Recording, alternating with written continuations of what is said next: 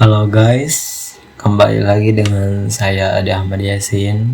Pagi ini cuacanya cerah, agak berisik juga, terdengar suara ayam-ayam yang berisik, anak-anak ayam, terus kucing juga banyak yang keliaran pagi ini.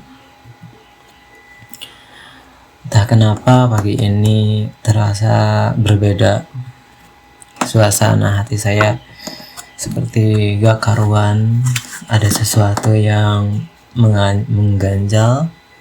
Oh iya, pagi ini saya akan pergi ke Alaska untuk solo traveling, nikmati alam Alaska dengan pegunungan es, dan juga saya ingin menyaksikan matahari terbit dengan gunung es yang berwarna orange.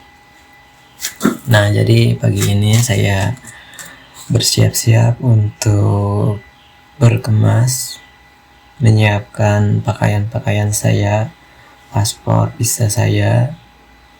Nah, setelah saya sampai di bandara, saya mulai check-in. Saya tiba di bandara itu sekitar 2 jam sebelum keberangkatan karena saya takut persiapan saya di bandara ini tidak cukup untuk berangkat pada tepat waktu, dan saya takut ini gagal kepergian saya karena ini juga pertama kalinya saya pergi ke Alaska.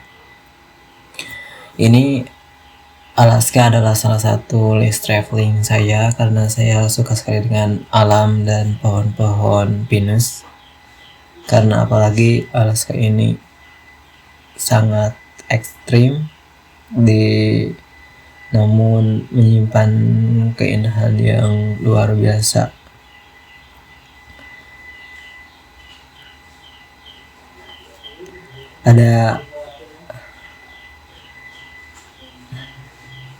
Tapi saya merasa takut bahwa hewan-hewan di sana galak, marah, karena saya ingin mencoba sendiri untuk solo traveling ke Alaska ini.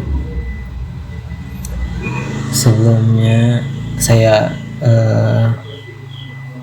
rencananya itu ke New Zealand, tapi ketika saya mau beli tiket ke New Zealand ada kendala di bandara New Zealandnya, jadi saya memutuskan untuk ke Alaska dulu, baru dari Alaska pergi ke New Zealand. Nah, namun sampai juga saya di New Zealand, dimana saya akan mulai mencari hotel yang telah saya booking di Traveloka, salah satu hotel yang menurutku estetik kalau dari foto itu. Apalagi kamar yang saya pesan itu langsung menghadap ke pegunungan, di pegunungan yang cantik, apalagi kalau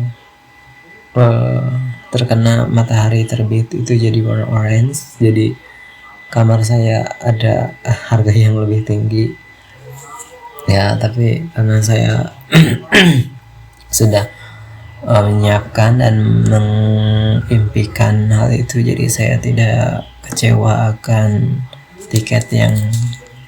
akan hotel yang telah saya pesan.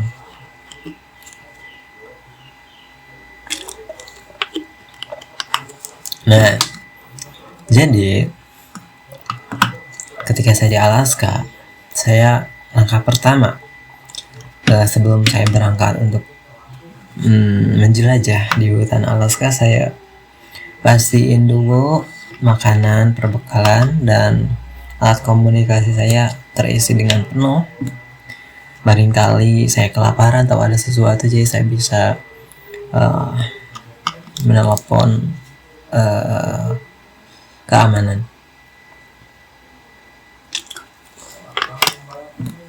Setelah saya sudah mengeceknya dan menyiapkan dan aman, lalu saya pergi ke uh, ke tempat apa sih, tahu saya. Nah, saya mulai mendaki, menyusuri hutan-hutan. Setelah saya masuk ke hutan itu, saya merasa saya berada di suatu taman yang sangat indah. Saya belum tahu kalau sampai atas atau semakin jauh perjalanan saya itu seperti apa, tapi waktu saya mulai masuk itu saya sudah disuguhkan dengan pemandangan bukit hijau dan pohon-pohon pinus, dan ada juga bunga-bunga yang sudah bunga yang bermekaran, karena waktu saya kesini ini waktunya sangat tepat sekali karena waktu musim gugur. Nah, ketika saya berjalan dengan sepatu bot saya, rumputnya itu agak basah, apalagi ada rawa-rawa di sana banyak. Saya berjalan terus banyak sekali batu-batu, tapi semak-semaknya kayak gak ada.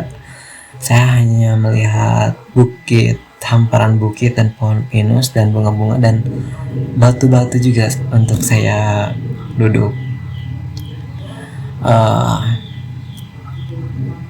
Saya berhenti dulu di bawah pohon sekitar pos 1 untuk makan, istirahat, minum, makan roti sedikit. Saya belum sampai ke puncak, tapi saya sudah sangat takjub akan pemandangan yang luar biasa ini, yang jauh dari kota-kota. Tapi ini adalah refreshing otak, buat membuat otak saya lebih fresh begitu.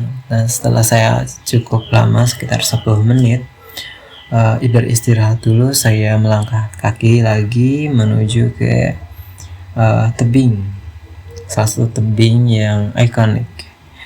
Nah, ketika saya ke sana, saya melihat sebuah pohon yang cukup tinggi, namun si pohon tersebut gampang untuk dinaiki.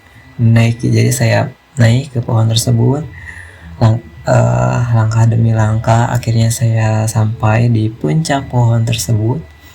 Saking besarnya pohon tersebut, saking tinggi dan tingginya pohon tersebut, tapi dengan ranting yang mudah dinaiki, jadi saya di sana bisa tidur sebentar, melihat pemandangan dari atas ke bawah, begitu sangat menakjubkan. Terlihat ada kota kecil di sana, sangat-sangat kecil, ada sekitar 20 rumah. Kalau saya lihat, setelah cukup lama saya mengabadikan momen-momen dulu di sana, sekitar 30 fotoan dan beberapa video, 5 mungkin kalau gak salah. Saya turun lagi dan melanjutkan perjalanan saya menuju ke pos 3, dimana pos 3 ini adalah sebuah danau dengan bukit-bukit dan pohon pinus juga masih sama tuh ya. Yang menakjubkannya, saya menemukan air terjun dari aliran sungai yang enggak terlalu tinggi. Jadi di sana juga ada bekas orang lain yang membuat bendungan untuk mandi, atau sekedar ingin membendung air untuk menyiapkan air panas. Saya di sana membuat mie dulu, dan juga saya juga melihat rumah kayu. Saya berhenti di sana. Ternyata di sana dulu sudah disediakan fasilitas umum untuk para pendaki gratis dari pihak pengelola. Saya memanfaatkan fasilitas yang diberikan, lalu saya makan di sana, menginap 1 hari. Setelah pagi-pagi itu saya melanjutkan perjalanan saya menuju ke puncak lagi. Nah, setelah sampai di pos keempat, saya menemukan danau lagi. Di sana ada sampan, saya menaikinya dan mencoba mendayuh ke tengah danau. Ternyata danaunya itu sangat dalam. Saya berenang sebentar. Setelah berenang sebentar, saya melihat ada fasilitas yang disediakan lagi, yaitu pemancingan, tempat alat mancing. Saya memakainya dan saya mendapatkan ikan yang cukup besar dan saya membakarnya dan saya memakannya juga di sana. Saya tidak mau menyanyiakan kesempatan ini, jadi saya bermalam lagi di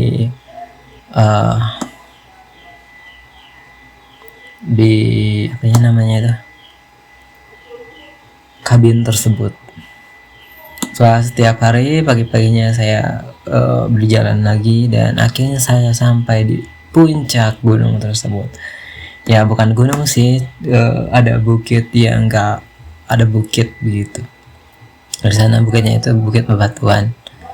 Dan saya benar-benar takjub dengan pemandangan yang disuguhkan tersebut. Saya benar-benar tidak sia-sia. Saya benar-benar terbayarkan lelah saya. Benar-benar lelah saya terbayarkan.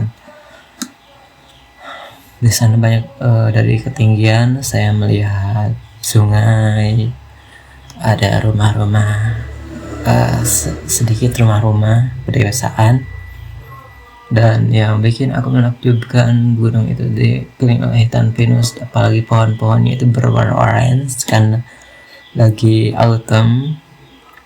Saya benar-benar terpukau dan saya termelongo seolah-olah saya melihat wallpaper, tapi ini nyata, ini bukan wallpaper. Saya sangat-sangat terkesima dengan hal itu.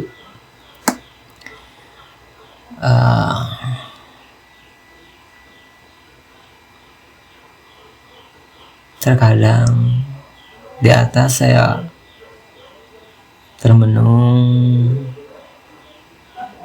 cukup lama mengingat kenang-kenangan dahulu yang bikin saya down, ada juga yang bikin saya happy.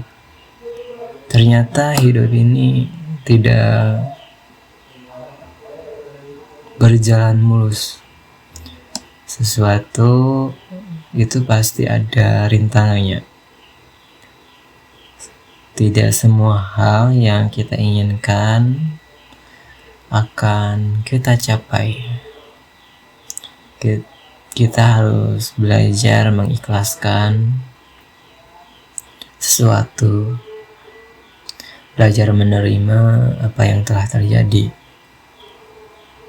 belajar untuk menjadi orang yang semua hal dilakukan sendiri.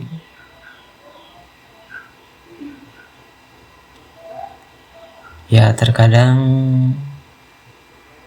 saya juga merasa sedih akan hal itu, menjadi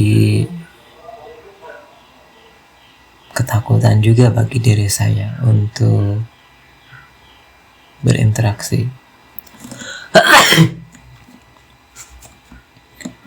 Ya apapun terjadi, semoga apa yang telah lalui itu menjadi sebuah pembelajaran bagi saya untuk terus kuat.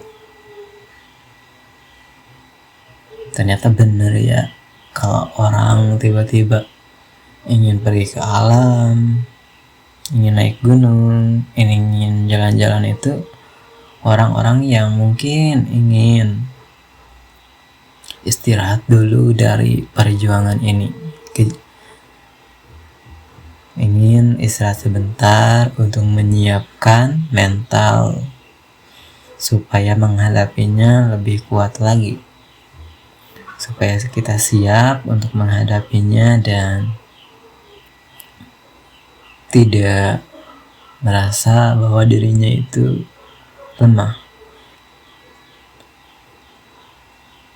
Oke guys, sekarang sudah 15 menit.